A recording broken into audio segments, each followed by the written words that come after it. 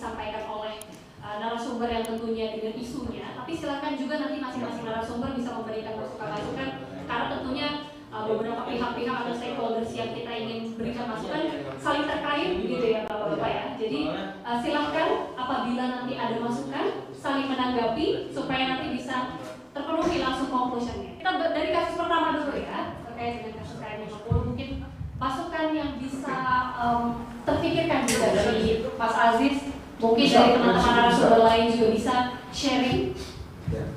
Silakan. Saya sependapat dengan narasumber yang lainnya, termasuk Pak Haji tadi. Memang hal ini memang sesuatu yang sedikit mustahil gitu kan. Nah, tapi kita hadir di sini semuanya juga menunjukkan keberpihakan kita. Artinya memang keberpihakan sama perjalanan itulah yang dinilai, karena dalam keyakinan saya kita tidak dinilai oleh hasilnya tapi oleh prosesnya, seperti itu. Jadi kita ada di keadilan itu pasti tegak, kebenaran itu pasti tegak, pasti. Saya punya keyakinan seperti itu. Tapi yang jadi proses, yang jadi problem adalah kita ada di pihak yang mana? Ada di pihak yang melawan keadilan itu supaya tegak, atau kita ada di pihak yang berjuang untuk penegakan yang berkeadilan tadi di Indonesia ini, maksud saya. Dan terkait dengan berbagai hal yang saya sudah sampaikan, terus juga narasumber yang luar biasa, senior-senior saya yang saya hormati, menurut saya yang paling penting adalah saya setuju tadi soal moral, kemudian dimulai dari mana gitu kan. Jadi sebenarnya saya punya pendapat sederhana, kebenaran itu sebenarnya simple, yang sulit itu pembenaran. Jadi kalau kita mau bicara kebenaran itu sederhana kok, itu sesuatu hal yang secara naluri itu sudah ada gitu kan. Kenapa kita repot, ada bagaimana kita konstruksi apa, kenapa? Karena kita mau mencoba menafikan kebenaran itu, kemudian kita konstruksikan dengan pembenaran versi kita. Itu yang repot, dan itu memang butuh pemikiran yang ini. Karena kenapa? Yang pertama, kita melawan hati nurani kita sendiri. Yang kedua, kita melawan rasa malu terhadap kita yang berusaha untuk menafikan sesuatu kebenaran itu. Itu maksud saya, itu justru merasa kadang tanda petik saya rasa orang-orang yang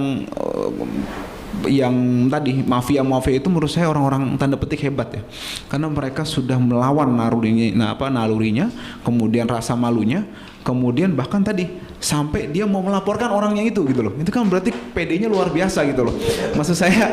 Dan negara nggak boleh diam, harusnya seperti itu. Karena kenapa? Itulah gunanya negara. Kalau nggak kita autopilot aja ya repot gitu loh. Nah, karena itu makanya saya bilang bagaimana caranya. Saya punya pendapat lagi-lagi sederhana, segenggam kekuasaan itu bisa mengalahkan segunung kebenaran. Saya setuju tadi Pak Haji, kita bicara panjang lebar soal kebenaran, saya punya segenggam kekuasaan, selesai. Mau contoh, Pak Anies kemarin, saya bukan pro Pak Anies dalam soal pilpres atau pileg, enggak ya, atau pilihan gubernur, bukan. Tapi kita panjang lebar, kalau saya nih dari rakyat biasa, kita komunikasikan tadi surat keberatan, tadi Pak Alvin ngirim surat banyak kan gitu. Pak Anies gampang, cukup tanda tangan, tutup itu tempat. Sederhana. Maksud saya, ayo kita formulasikan ini, kemudian tadi idenya Pak Alvin bagus, kita komunikasikan ke penguasa. Anda ini kita sentuh mereka dengan argumen Pak Haji tadi.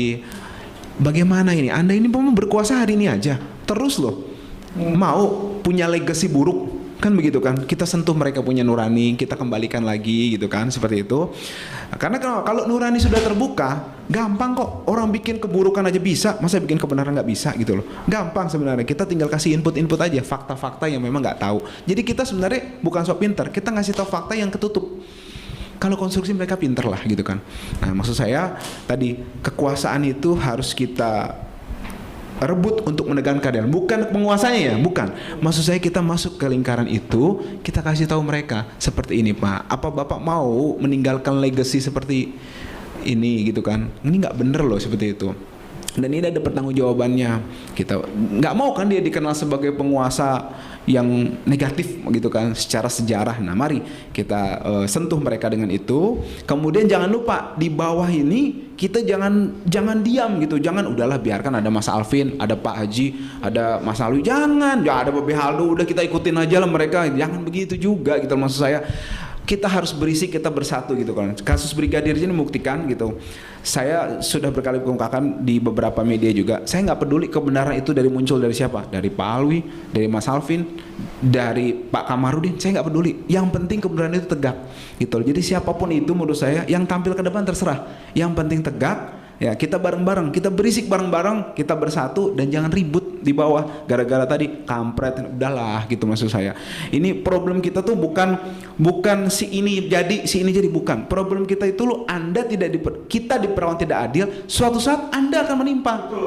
Contohnya apa? Itu udah jelas. Siapa sih yang mengira takdir Allah ini bahwa seorang polisi ajudan paling dekat dengan orang-orang Satgasus kan begitu kan. Nah kemudian dia ada di dalam itu juga jadi korban. Artinya tadi Babe Aldo bilang apalagi kita gitu, dan itu bisa menimpa siapa aja. Terus gimana dong? Kita berisik bareng-bareng, kita bersatu. Kita jadi, karena gini, satu batang bambu itu nggak ada gunanya. Dicepet-cepet gini paling kita bisa beresin itu nggak daun, nggak bisa. Tapi kalau diikat bareng-bareng jadi sapu lidi, semua bisa beres.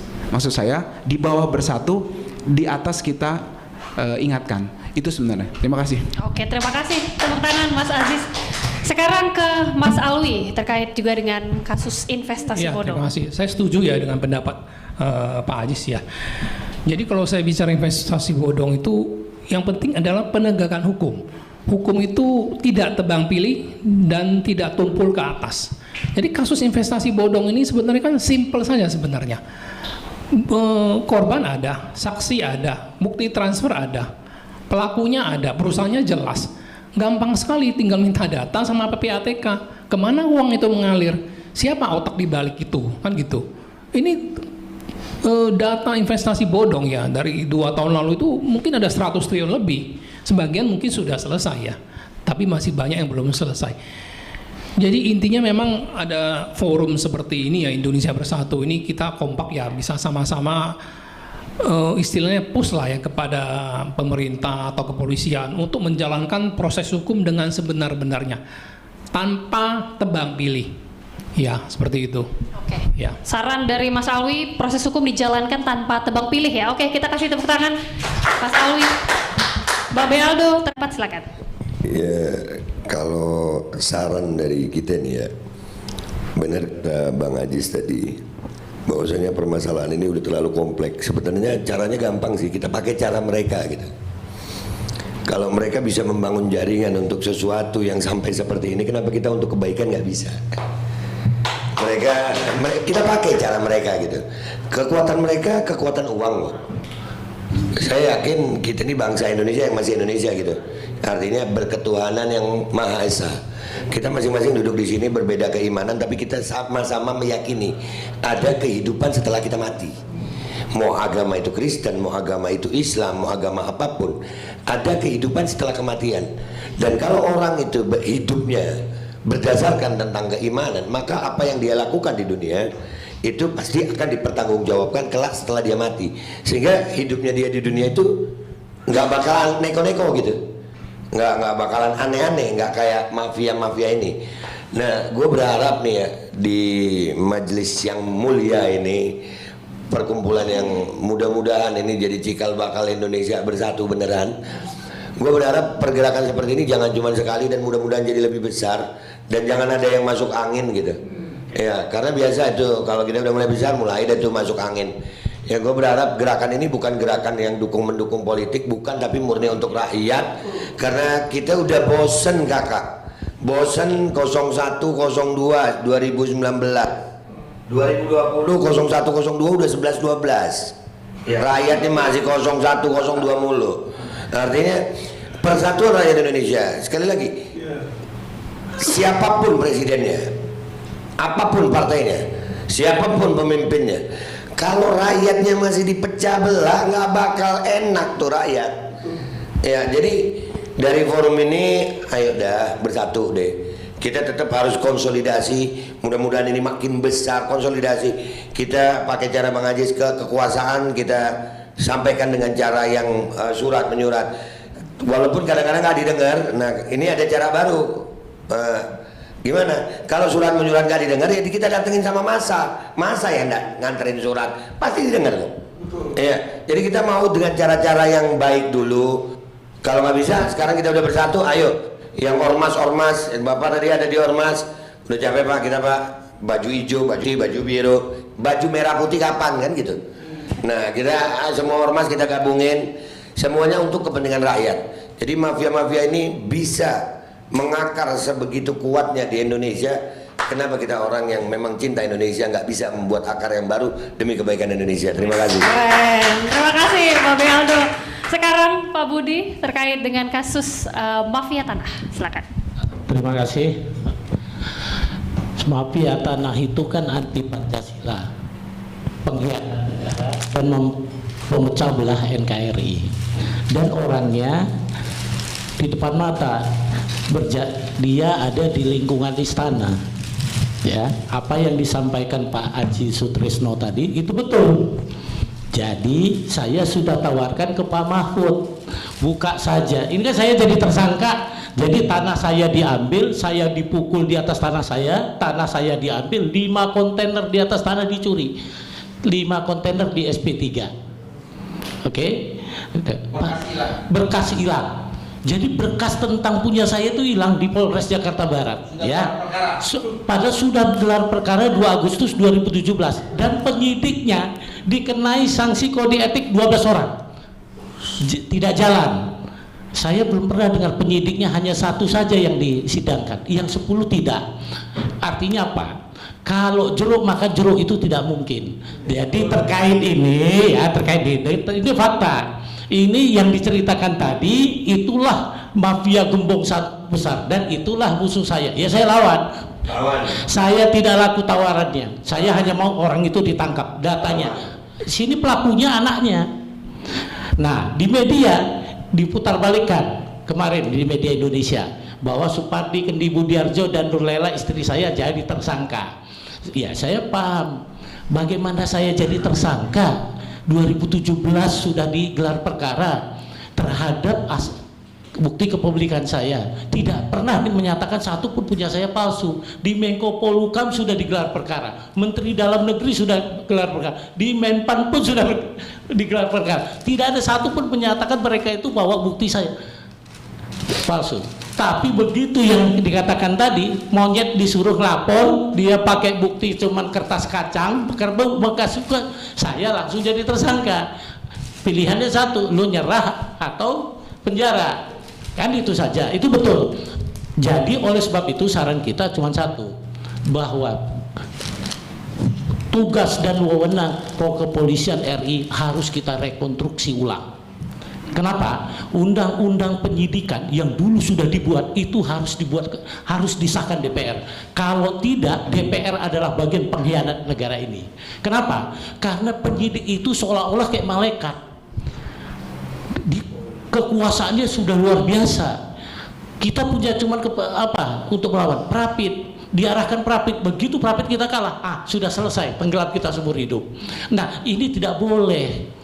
Oleh sebab itu kami menyarankan khususnya kepolisian RI, kan sudah terbukti semua rekayasa, Sambo rekayasa, ini juga rekayasa, semua rekayasa, dan itu dipertontonkan secara vulgar di Republik ini. Tapi semua diam, DPR diam, semua diam. Kenapa? Karena memang mereka moralnya udah rusak. Kenapa? Karena makan uang haram semua.